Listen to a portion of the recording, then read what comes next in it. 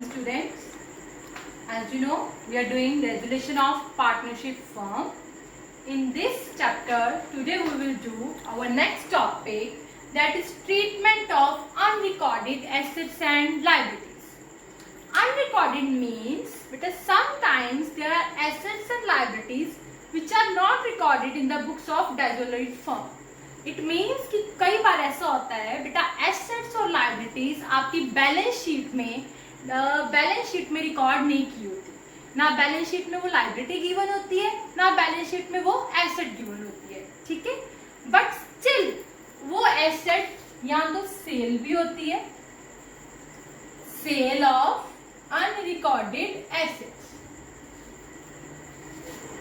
कहते हैं कई बार बैलेंस शीट में एसेट्स और लाइबिलिटीज रिकॉर्ड नहीं होती, उस टाइम पे क्या होता है, हम उसको ट्रांसफर नहीं करते, we don't transfer these assets and liabilities, but इसको हम रियलाइज करते हैं या ये टेक ओवर होता है, ठीक है बेटा। मतलब हम ट्रांसफर नहीं करते, जैसे हम सबसे पहले एसेट्स लाइबिलिटी को ट्रांसफर करते हैं वो नहीं करते, हम या तो रियलाइज करते हैं या टेक ओवर होता है। Asset sale, sale of unrecorded assets, asset sale भी हो सकती है और एसेट हमारी टेकन ओवर भी हो सकती है। इसकी सेम एंट्री, अगर हमारी एसेट सेल होती है, अनरिकॉर्डेड एसेट जिसको आपने रिकॉर्ड नहीं किया वो सेल हो गई है, तो उसकी एंट्री क्या होती है, कैश या bank account debit to realisation account, यही होती है ना। अगर वो एसेट टेकन ओवर कर ली है किसी पार्टनर ने तो क्या एंट्री होती है, partners capital account debit to realisation account, ठीक है बेटा। एसेट सेल और asset taken over by partner, same as it in case of liabilities. Liabilities पे भी करते हो आप और लाइबिलिटीज टेक ओवर भी करता है। कौन टेक ओवर करता है, टेकन ओवर बाय पार्टनर्स। अगर लाइबिलिटीज आप पे करते हो तो हमारी एंट्री क्या होती है, realisation account debit to cash account या टू बैंक अकाउंट। अगर टेकन ओवर हो तो हमारी एंट्री होती है realisation account debit to partners capital account, ठीक है बेटा। इन शॉर्ट मेरे कहने का ये मतलब है कि वो एसेट्स हम ट्रांसफर नहीं करेंगे, लाइबिलिटी ट्रांसफर नहीं करेंगे, बट नेक्स्ट जो ट्रीटमेंट होता है एसेट्स को सेल का या टेकन ओवर का, लाइबिलिटीज के पे का या टेकन ओवर का, वो हम वैसे ही करेंगे जैसे हम नॉर्मल एसेट्स और लाइबिलिटी का करते हैं जो ऑलरेडी बैलेंस शीट में गिवन होती है। ओके, आई होप ये आपको क्लियर हो गया हो। सो मैं आज आपको इसके रिलेटेड सम कराऊंगी। ये एसेट्स लाइबिलिटी बैलेंस शीट में गिवन नहीं होती, किसमें गिवन होती है, एडजस्टमेंट में। एडजस्टमेंट में इसकी बात लिखी होती है। ओके, सो हम आज इसके रिलेटेड सम करते हैं। Please listen this sum carefully. A and B are partners who are sharing profit and losses equally and their balance sheet is as follows. There are 4 adjustments. A promised to pay Mrs. A loan. A ने क्या promise किया है, तो मैं Mrs. A का loan पे कर दूंगा और स्टॉक को टेक ओवर कर दूंगा 4000 का। B ने हाफ इन्वेस्टमेंट ली है 10% डिस्काउंट पे एंड टाइपराइटर ली है which is completely right of, means वो खत्म हो चुका हुआ है बट स्टिल अभी भी चल रहा है। जैसे कि सपोज करो बेटा, होता क्या है, ये कौन सी एसेट्स होती हैं, लाइक मैंने बिल्डिंग खरीदी, सपोज करो तो देखो मैंने एक फर्नीचर खरीदा मैंने 50,000 का, मैंने एस्टिमेट लगाया इसकी लाइफ है 5 इयर्स, तो मैं हर साल उसकी 10,000 वैल्यू क्या करती हूँ, डेप्रिसिएट ऐसे करती हूँ ना। फर्स्ट ईयर मैं उसकी अपनी बैलेंस शीट में वैल्यू लिखती हूँ 50, सेकेंड ईयर में लिखती हूँ 50, डेप्रिसिएशन माइनस कितनी लिखती हूँ 40, थर्ड ईयर फिर 40 में से 10,000 डेप्रिसिएशन माइनस 30, फोर्थ ईयर फिर 20, फिफ्थ ईयर फिर 10, 5 साल ये चल। सिक्स्थ ईयर में अपनी बैलेंस शीट में इसकी वैल्यू क्या कर देती हूँ, 0, क्योंकि मेरे अकॉर्डिंग ये राइट ऑफ हो गई है, ये पूरी एसेट यूज हो चुकी है। ऐसे ही बेटा टाइपराइटर था, ठीक है। अब मेरे अकॉर्डिंग ये एसेट पूरी तरह यूज हो चुकी है, तो मेरी बैलेंस शीट में इसकी वैल्यू होगी 0। तो सिक्स्थ ईयर में अपनी बैलेंस शीट में फर्नीचर नहीं लिखूंगी, बट मेरे पास अभी भी वो फर्नीचर चल रहा है। मेरे पास अभी भी मेरी बैलेंस शीट में या मेरी फर्म में अभी भी फर्नीचर चल रहा है। तो जब फर्म डिसॉल्व हुई तो मेरे पास जो फर्नीचर था उसको मैंने सेल कर दिया, ठीक है। ये कौन सी एसेट होती है, अनरिकॉर्डेड एसेट, जो बैलेंस शीट में 0 थी लेकिन फिर भी मैंने सेल की।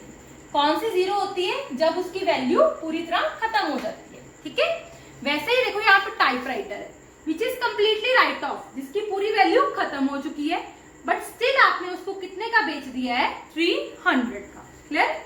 नेक्स्ट है एसेट्स रियलाइज्ड, आपको गिवन है इतने कि आपने एसेट्स रियलाइज किए हैं, प्लांट है, बिल्डिंग है, इन्वेस्टमेंट है और डेटर्स है।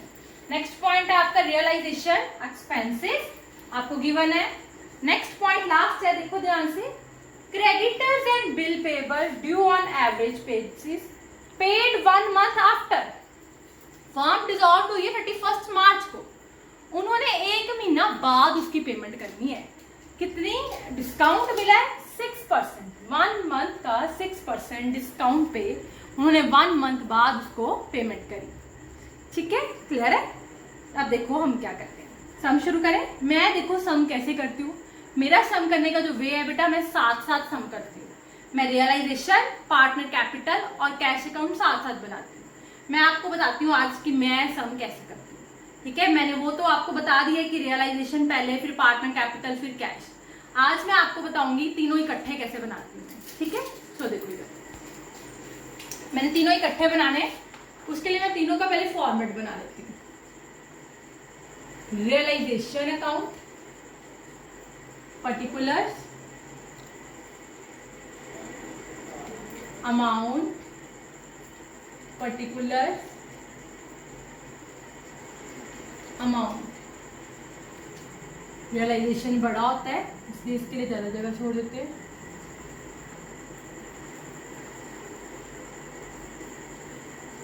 ठीक है बेटा। नेक्स्ट बनाना मैंने पार्टनर्स कैपिटल, ये इतनी जगह में बना लेती हूँ, 2 पार्ट्स में डिवाइड कर रही हूँ मैं। Cash account, particular, amount, particular, amount.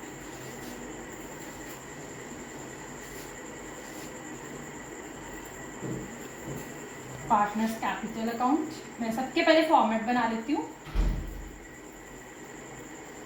आप साथ में मत बनाना, इसको नीचे बनाना, मेरे पास स्पेस नहीं है इसलिए मैंने साथ में बनाया है। देख लो कितने पार्टनर्स हैं, 2 पार्टनर हैं, A B, particulars A and B.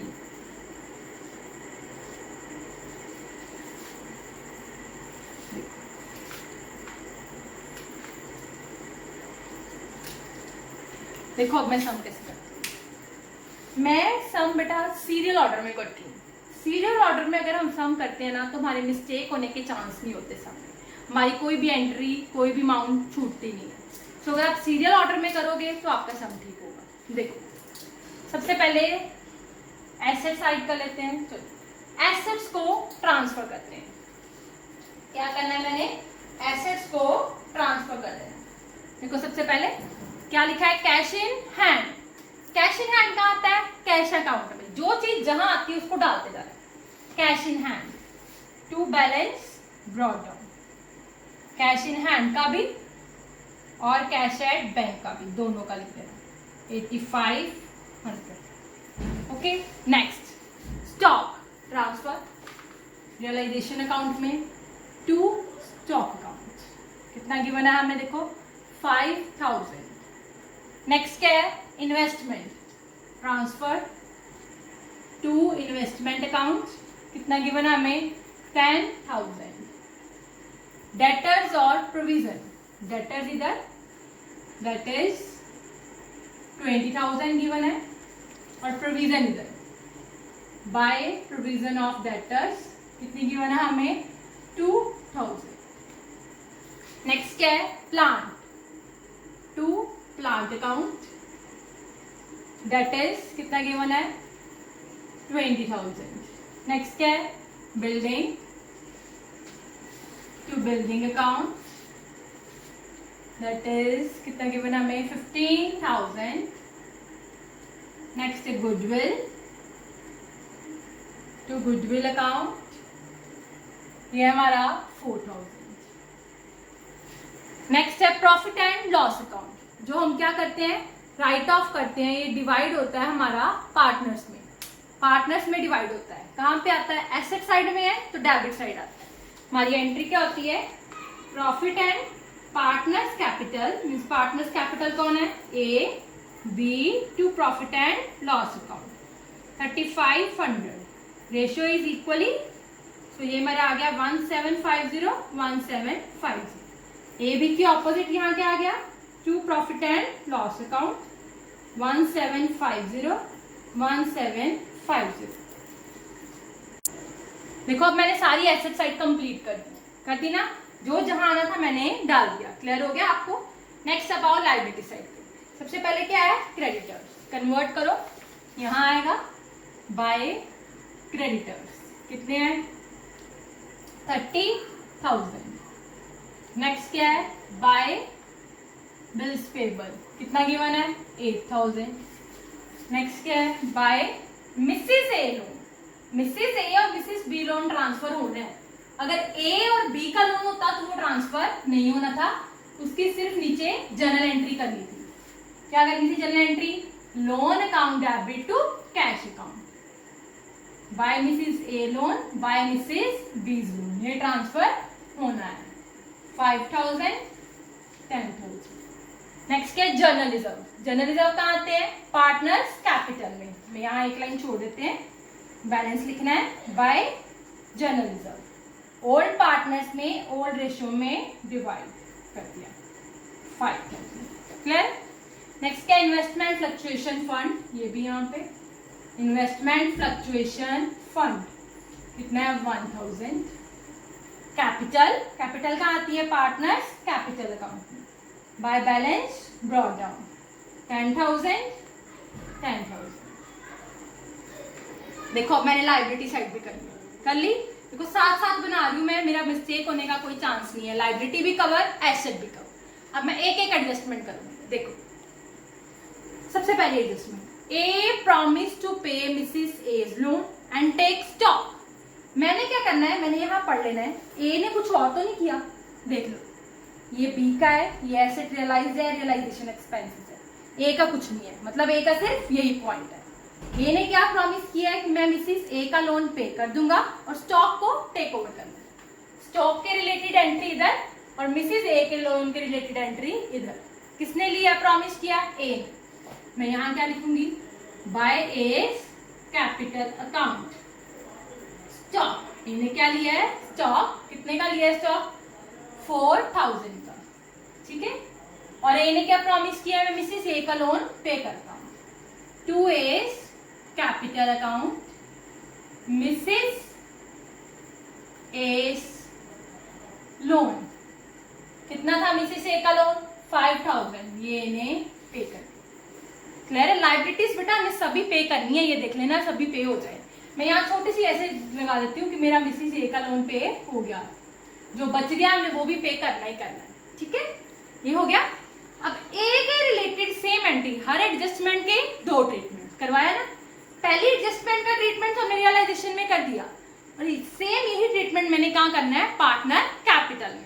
क्या बन गया realisation to A's capital. A capital के ऑपोजिट क्या आ जाएगा बाय रियलाइजेशन। कितना आएगा अमाउंट ए में 5,000। ये क्या बना A's capital to realisation, to realisation amount A में कितना आ जाएगा 4,000। क्लियर। मैंने साथ साथ ट्रीटमेंट करने हैं इनके, हो गया। नेक्स्ट देखो B took half investment 20% discount and typewriter. B ने इन्वेस्टमेंट ली है हाफ इन्वेस्टमेंट ली है 10% डिस्काउंट पे, और टाइपराइटर लिया है which is completely right of, जो पूरी तरह से राइट ऑफ हो चुका है। देखो typewriter is not recorded in the books of accounts, but still इसको रियलाइज किया। कितना? 300। किसने टेक ओवर किया? ये बी ने। सो बी के अकाउंट में ये हम डाल देंगे। क्लियर?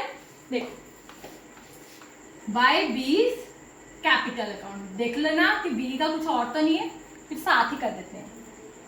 इन्वेस्टमेंट ली है बी ने हाफ, कितनी थी हमारे पास इन्वेस्टमेंट गिवन? 10,000।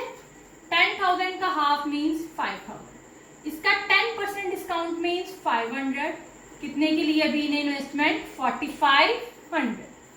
और क्या लिया बी ने? देखो टाइपराइटर, कितने का लिया टाइपराइटर बी ने? 300। मीन्स बी के पास टोटल कितना आ गया? 4,800। हर एडजस्टमेंट के दो ट्रीटमेंट, पहला कर दिया, दूसरा किसमें होना है? Capital account. क्या एंट्री बनी? B's capital account debit to realisation account. मैंने यहां लिखा है टू रियलाइजेशन अकाउंट, मैं अमाउंट यहीं पे बी में डाल दूं। आप लिखना चाहते हो तो आप दोबारा भी लिख सकते हो। ठीक है, कितना आएगा बी में? 4,800। आई होप कि आपको क्लियर हो गया हो। नेक्स्ट करते हैं। नेक्स्ट क्या है? Assets realised. ये सारी एसेट्स क्या हो गई है? रियलाइज हो गई। क्या वर्ड यूज करते हैं हम? बाय कैश या by bank, depend upon the question. अब इसमें दोनों ही है, कैश इन हैंड भी और कैश एट बैंक भी है, तो आप बाय कैश अकाउंट यूज करें। ठीक है, क्यों कौन कौन सी एसेट रियलाइज हुई है? देखो प्लांट, कितने का हुआ है? 25,000। बिल्डिंग कितने की हुई है? 40,000। Goodwill that is 6,000. Investment 4,500. Debtors कितने के हुए बेटे डेटर्स हमारे? ये हुए हमारे 19,000। 19,000 हम इन सबको प्लस कर लेते हैं। देखो कितना आता है? 25,000 प्लस 40,000 प्लस 6,000 प्लस 4,500 प्लस 19,000। ये मेरे पास कितना आ गया? 9,4,500। हर एडजस्टमेंट के दो ट्रीटमेंट। तो क्या एंट्री बनी? Cash account debit to realisation account, means cash account में आ जाएगा। क्या लिखोगे? To realisation account. कितना आ गया? 9,4,500। हो गया क्लियर आपको इतना? नेक्स्ट करते हैं हम। नेक्स्ट देखो, last adjustment realisation expenses. Simple लिखा है, मीन्स पे करनी है। और क्या पे किया? Creditor and bill payable. याद रखना, ये एडजस्टमेंट ध्यान सुनना, जो एवरेज बेसिस पे ड्यू हुई है और 1 मंथ आफ्टर अगर आपने पेमेंट करनी है तो डिस्काउंट पे 1 मंथ आफ्टर, और डिस्काउंट कितना मिला है? 6% डिस्काउंट पर एनम। आपको ईयर का डिस्काउंट मिला है, आपको कितने का डिस्काउंट निकालना है? 1 मंथ का। क्लियर? देखो पे किया, क्या पे किया? To cash account. एक पे किया रियलाइजेशन एक्सपेंसेस, दैट इज 1,000। एक पे करिए आपने क्रेडिटर एंड बिल पे। ये देखो मैं कैसे निकालती हूँ, यहां निकाल के आपको बता देती हूँ। क्रेडिटर एंड बिल पेबल कितने गिवन है हमें? क्रेडिटर है 30,000 और बिल पेबल है 8,000, मीन्स 38,000 मैंने पेमेंट करनी है। अब मैं निकालूंगी इस पे डिस्काउंट। डिस्काउंट कैसे आएगा? 6% 1 मंथ का डिस्काउंट। देखो कितना आता है? 38,000 पे 6% 1 मंथ का डिस्काउंट कितना है? ये 190 इज द डिस्काउंट। तो हम उसको कितनी पेमेंट करेंगे? 38,000 माइनस 190, डिस्काउंट माइनस करके कितना आ गया? 37,810। कितना आ गया? 37,810। अब मैं एक बार देख लेती हूँ मेरी सारी लायबिलिटीज की पेमेंट हो गई है। देखो क्रेडिटर की हो गई, बिल पेबल की हो गई, मिसेस बीज लोन की अभी पेमेंट नहीं हुई। Investment fluctuation fund is not your liability, provision is not your liability, Mrs B के लोन की आपने पेमेंट करनी है, नहीं बोला तो भी आपने पेमेंट करनी ही करनी है। मिसेस बीज लोन कितने की पेमेंट करनी है उसको, देख लो 10,000 प्लस कर लेते हैं, कितना आया कैश 10,000 प्लस 37810 प्लस 1,000, ये कितना है मेरे पास 48810। और एडजस्टमेंट के दो treatment, realisation to cash, cash account में क्या आ जाएगा बाय रियलाइजेशन अकाउंट 48810। देखो अब सम मैंने किया, अब मेरी मिस्टेक होने के कोई चांस नहीं होंगे क्योंकि मैंने सम साथ साथ किया। अब मैं कैलकुलेशन करती हूँ, पहले मैं रियलाइजेशन अकाउंट निकाल लूं। देखो 2,000 plus 30,000 plus 8,000 plus 5,000 plus 10,000 plus 1,000 plus 4,000 plus 4,800 plus 94500, ये मेरे पास कितना है 159300। ठीक है, मैं नीचे एक बार साइड पे लिख लेती हूँ कि प्रॉफिट हो या लॉस देख लेते हैं। देखो नेक्स्ट माइनस इसमें से 5,000 minus 10,000 minus 20,000 minus 20,000 minus 15,000 minus 4,000 minus 5,000 minus 48810, ये मेरे पास आया 31490। ठीक है, प्लस में आया तो इट मीन्स मेरा क्या आया है profit. To profit transfer to partners capital account that is 31490, ये हमारा टोटल हो गया। ठीक है 159300, जिसको हम ए और बी में ट्रांसफर कर देंगे, डिवाइड बाय 2, ये आ गया 15745 15745। पार्टनर्स का नाम आ गया तो पार्टनर में आएगा, कहाँ आएगा बाय रियलाइजेशन अकाउंट 15745 1574 हो गया। अब हम पार्टनर निकाल लेते हैं। अब देखो हम क्या करते हैं 10,000 प्लस 10,000 प्लस 15745 माइनस 4,000 माइनस 1750, ये मेरे पास आ गया 2,995। ऐसे ही बच्चे मैं बी का कर लूंगी, तो मैंने टू कैश अकाउंट निकाल लिया बैलेंसिंग फिगर, इसका आ गया 212, कितना आया था 995, और बी का मैंने निकाल दिया तो मेरे पास आ गया 24195।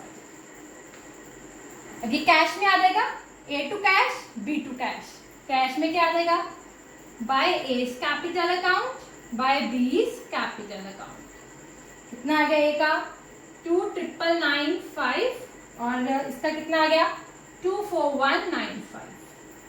अब सबको आप प्लस कर लो, 2,995 24195 प्लस 48810, यह आया 1,03,000। इसको भी कर लेते हैं 94500 प्लस 8500, यह है 1,03,000। आई होप ये आपको क्लियर हो गया हो। सम को ध्यान से देख लो। Still if you have any problem then you can ask from. Thank you.